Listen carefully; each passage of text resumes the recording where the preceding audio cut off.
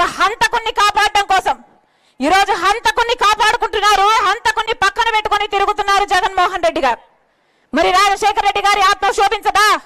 వివేకానంద రెడ్డి గారి ఆత్మ క్షోభించదా? 5 సంవత్సరాలు అయిపోయింది హత్య జరిగి, ఈ రోజు వరకు ఒక్క రోజు కూడా జైల్లో గడపలేదు అవినాష్ రెడ్డి. తలెత్తుకొని యథేచ్ఛగా బయట తిరుగుతున్నాడు.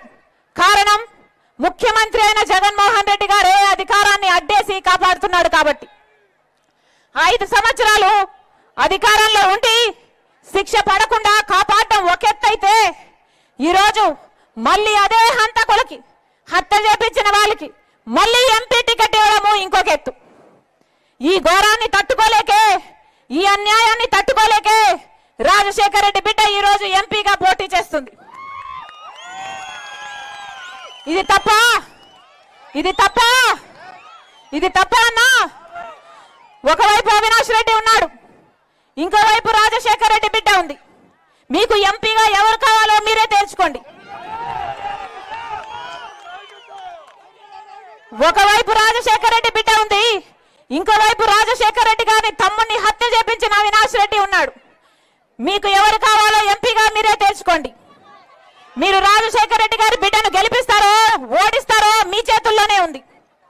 ఒకవైపు రాజశేఖర రెడ్డి బిడ్డ ఉంది, ఇంకోవైపు హత్యలు చేసిన అవినాష్ రెడ్డి ఇంకోవైపు ఉన్నాడు. ఒకవైపు న్యాయం ఉంది, ఇంకోవైపు అధికారం ఉంది. ఒకవైపు ధర్మం ఉంది, ఇంకోవైపు డబ్బు ఉంది.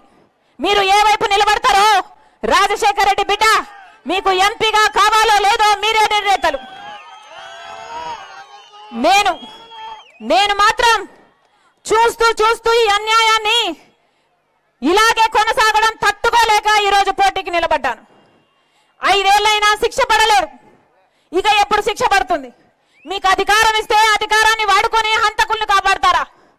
హంతకుల్ని కాపాడటానికా మీకు అధికారం ఇచ్చింది? ఇందుకే నా ప్రజలు మీకు నమ్మి ఓటేసింది. మీకు ఎవరు కావాలో మీరు తెచ్చుకోండి. రాజశేఖర రెడ్డి బిడ్డను నేను. పులి కడుపున పులే పడుతుంది. ఎవరికి భయపడేది కాదు, అన్యాయాన్ని సహించేది కూడా కాదు.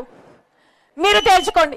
మీకు రాజశేఖర రెడ్డి బిడ్డ కావాలో, హత్యలు చేసిన అవినాష్ రెడ్డి కావాలో మీరు తేల్చుకోండి. జగన్మోహన్ రెడ్డి గారికి చెప్పాల్సిన బుద్ధి చెప్పండి.